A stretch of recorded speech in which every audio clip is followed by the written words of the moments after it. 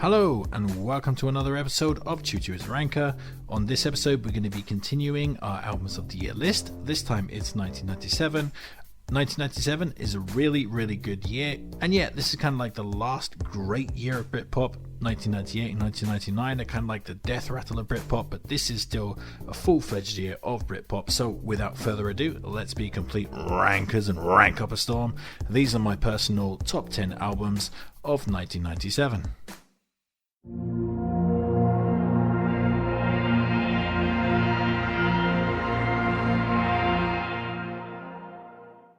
So we're going to be kicking off this list with Ladies and Gentlemen, We Are Floating in Space by Spiritualized. And yet this record was very critically acclaimed when it came out. This is one of the critical darlings of 1997. And this incorporates elements of space rock, shoegaze, ambient and sample culture. This works very nicely as like a chill out or come down record, something to stick on in the background at a party. But just like most chill out records, it lacks kind of tangible hooks to get your claws into, but it does have the gospel leanings of Come Together and the fuzzy discordant guitar of Electricity. You also have the beautiful orchestral swells of Broken Heart and the absolutely awesome cathartic rush of the opening track and title track, Ladies and Gentlemen, We Are Floating in Space, with its beautiful cascading melodies like tears falling from the sky. It's an absolute masterpiece of a song. So yeah, this is a great record, a really fantastic artistic statement. Sure, it's a little bit pretentious at times, but it still deserves respect and is a great curtain jerker for this list.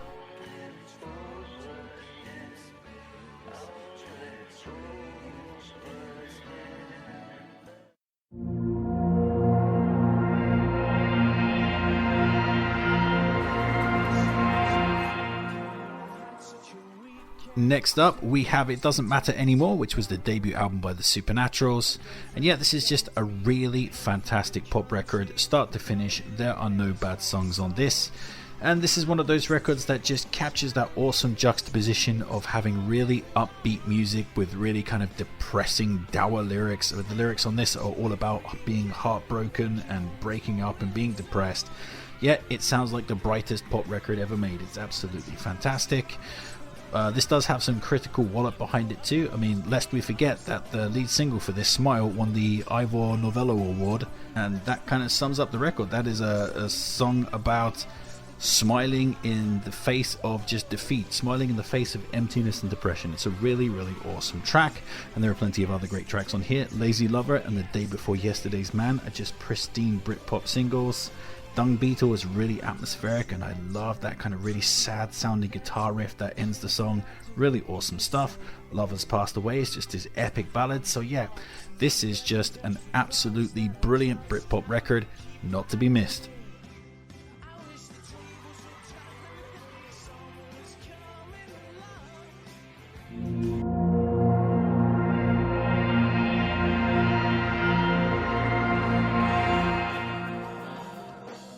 Next up we have Further by Geneva, which is a very wintry sounding record. It sounds very isolated and cold, lots of like distortion and reverb heavy guitar on this. It sounds like you're stuck on an iceberg in the middle of the Arctic Ocean. It's absolutely fantastic. Andrew Montgomery, the singer, has a singular voice. He can hit those high notes like pretty much no one else can. And he also has a beautiful low register as well. The vocal performance on this record is just absolutely brilliant. And yeah, tons of great tracks on this. As I said, really icy and cold and isolated, yet also incredibly catchy. Highlights on this include the driving bass of Into the Blue, the awesome guitarist of The God of Sleep, which is actually one of the first guitarists I ever learned on the guitar. Best Regrets is super catchy. Tranquilizer was like a minor anthem of the Britpop period. The title track Further, I mean, if you want to hear like a pristine example of how to make a really cold sounding song, look no further. That is absolutely brilliant. No One Speaks was the big single off of this. It's really awesome. And the final three tracks, Wearing Off, Nature's Whore and In the Years Remaining, are super atmospheric in that kind of wintry way. So yeah, if you're looking for a really kind of echoey, sad, atmospheric record that totally embodies the winter, look no further. This record is awesome.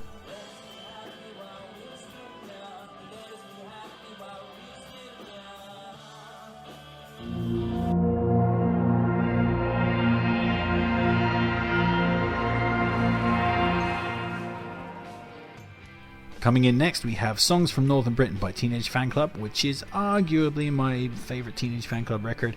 And on this record, they're really kind of leaning into that folk rock direction. This sounds a lot like what REM were doing on their Life's Rich Pageant album. And yeah, I really love this record, start to finish. I don't think there are any bad songs on it, and plenty of fantastic material. You know, you have those kind of beautiful Beach Boy-esque vocal harmonies on Start Again and Ain't That Enough. I Don't Want Control of You could have been ripped straight off an REM record. Planets is just this amazing folky melodic ballad. It's really, really cool. Winter is probably the least wintry sounding song you'll ever hear. It's really upbeat and catchy, and Take the Long Way Around. It's just a really awesome rocker and was later ripped off by Idlewild. So yeah, this is an absolutely fantastic record. I highly recommend it, especially if you're in for a bit of REM style folk rock. Good stuff.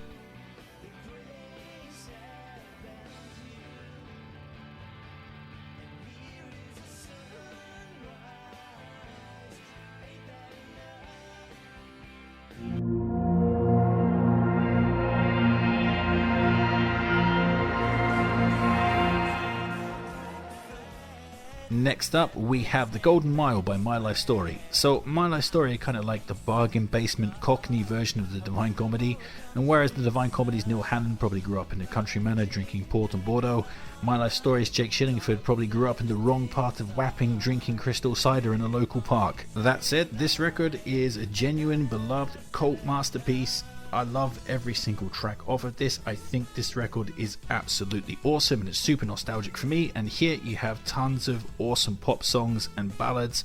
Of course, the unique aspect of these songs, much like the Divine Comedy, is the huge orchestral backing, and yeah, highlights on this: 12 Reasons Why I Love Her, just an immediate catchy opener. Strumpet, really euphoric and upbeat. The King of Kissingdom is a great piece of silliness, has some really triumphant trumpets on it. You Can't Uneat the Apple is this giant epic ballad, sounds almost like boy bandish-esque. Sparkle is just a grandstanding single cut of one of the band's most famous tracks, and yeah, this record is just absolutely superb. It has a niche but a hardcore following to this day. I absolutely love this record, it's super nostalgic, and yeah, you should definitely give it a shot because it is awesome.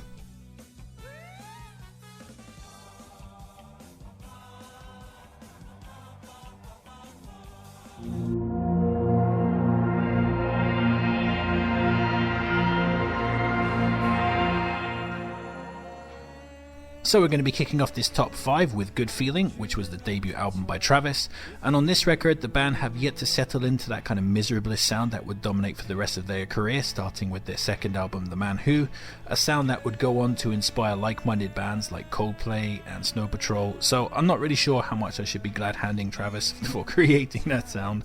But on this record they still have a lot of rock and roll about them, and some of this runtime is given over just to creating really catchy pop songs. I mean, you have the single Happy. I'm so happy cause you're so happy. That's just a really slickly produced melodic upbeat song. Another great pop song is Tied to the 90s, which works, very well for this list. All I Want to Do Is Rock is a really strident epic opener. I love that song, it's really, really cool.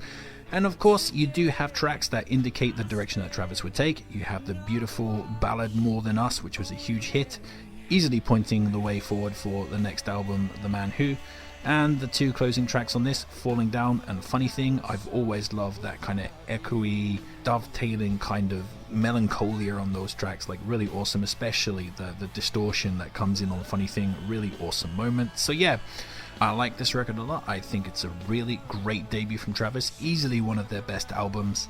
And Travis is a band that I'm not entirely crazy about. I mean, I do think they had a good sound with that kind of miserablest type of vibe that they created on the next record, but I also feel they quickly ran that sound into the ground.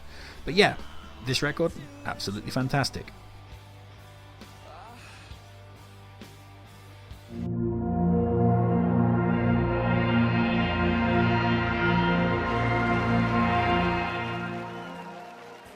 Next up, we have Evergreen by Echo and the Bunnymen, which was the band's huge comeback album.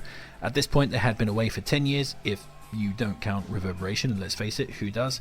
But yeah, they're coming back after 10 years away. This was a huge success. There was tons of buzz about it in the music press. It even contains a top 10 single in Nothing Lasts Forever. And yeah, here you find the Echo and the Bunnymen in a very kind of mature state of mind. There's lots of creaking atmosphere, lots of beautiful arpeggiated guitar, lots of awesome string sections. Yeah, and the band really kind of take their time with these songs.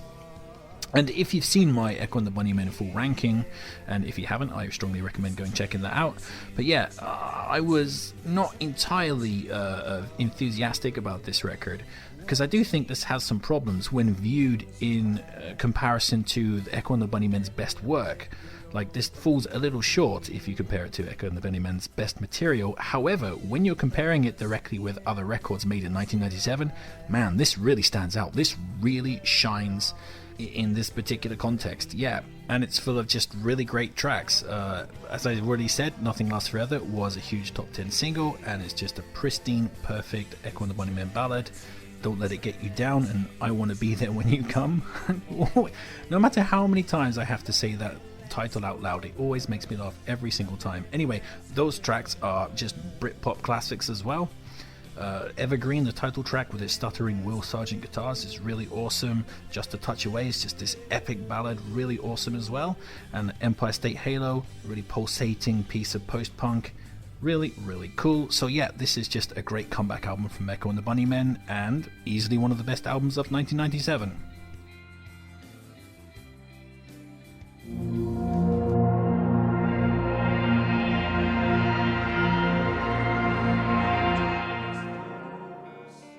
Coming in third place and taking home the bronze medal, we have Drawn to the Deep End by Gene, which was the band's second album. And yeah, I absolutely love this record with every fibre of my being. If you were to go back in time and ask me when I was like 19, 20, 21 years old, what was my favourite record of all time, this would have been the default answer. Yeah, I absolutely love this thing. It's super nostalgic. And on this record, Gene took the success they had with Olympian and also the money they got from the record company, who had faith in them, and went into the studio and just tried to make the best record of all time. You can just hear the effort and ambition and attention to detail on this record. Like, this record is super eclectic, like many different styles are represented on it, and lots of the tracks have really atmospheric breaks, and some of them have riffs that repeat from other songs as callbacks to just try to tie everything into one cohesive package.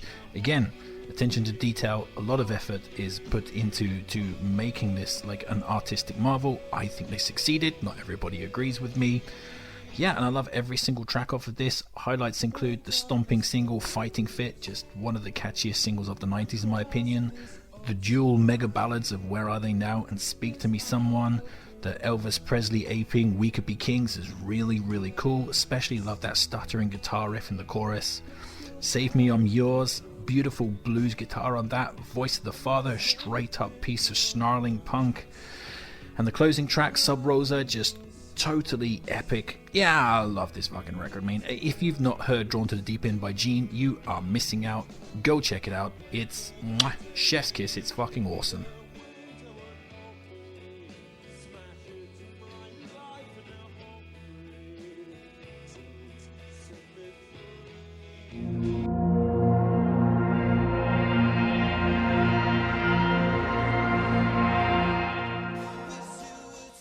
Silver medal time, and the silver medal is going to go to the eponymous debut album by Third Eye Blind.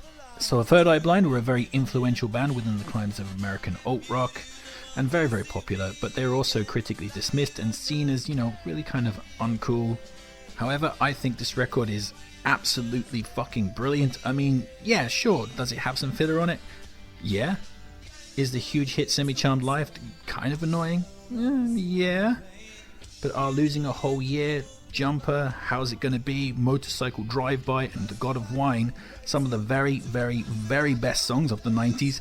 Yeah. Like, oh my god, those songs alone are enough to put this record like on this list. They are absolutely brilliant. I remember the first time I ever heard How's It Gonna Be, my jaw just hit the fucking floor. That's exactly what those 5 songs do. They are songs that just stop you in your tracks and just make you go, wow! But, you know, it's not just those masterpiece tracks. There are plenty of other great material on here too. Narcolepsy, I love the guitar riffs on that. Graduate, Can I Graduate? Like, super catchy. Burning Man, the background are also pretty cool. So yeah, tons of great tracks off of this. But again, the peaks on this are just insane. I mean, my favorite track on this is the closing track, the God of Wine. Just one of those tracks that I can just listen to again and again and again. I never get tired of it. The lyrics are brilliant, the build up and the payoff of the musicianship and like the energy of it when it kicks off, like absolutely fantastic. And the lyrics are like really personal and intimate. I know, I can't keep it all together. And there's a memory of a window looking through, I see you, searching for something I could never give you. There's someone who understands you more than I do, a sadness I can't erase, all alone on your face. Just awesome lyrics, sang straight from the heart. Yeah, this guy's like breaking apart as he's singing these songs. Just, yeah, I love this fucking record. It's a miracle it's not number one. If you haven't heard this, then what the hell, man? Go check this out. Drop what you're doing. Go check it out. It is phenomenal.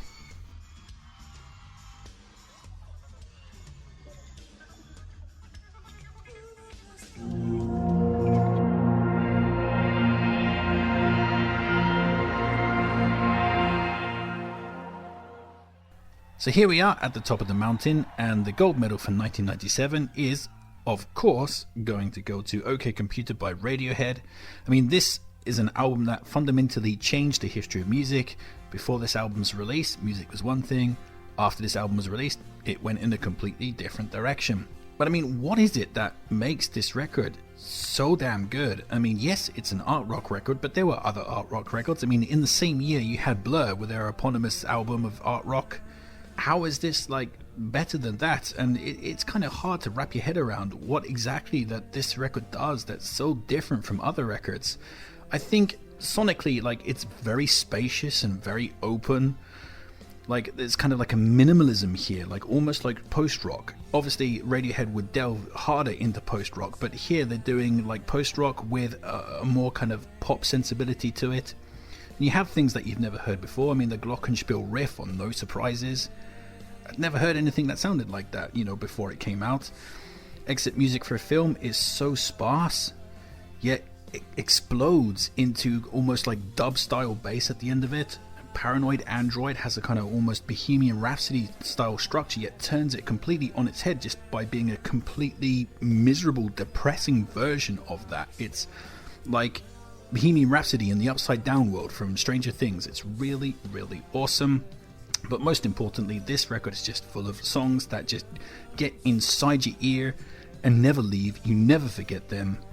Subterranean Homesick Alien, I love the blues guitar on that, and the echo and delay on it, just chef's kiss, brilliant. Let Down, those arpeggiated guitars are to fucking die for, and double track vocals on the end, god damn, that's a good song.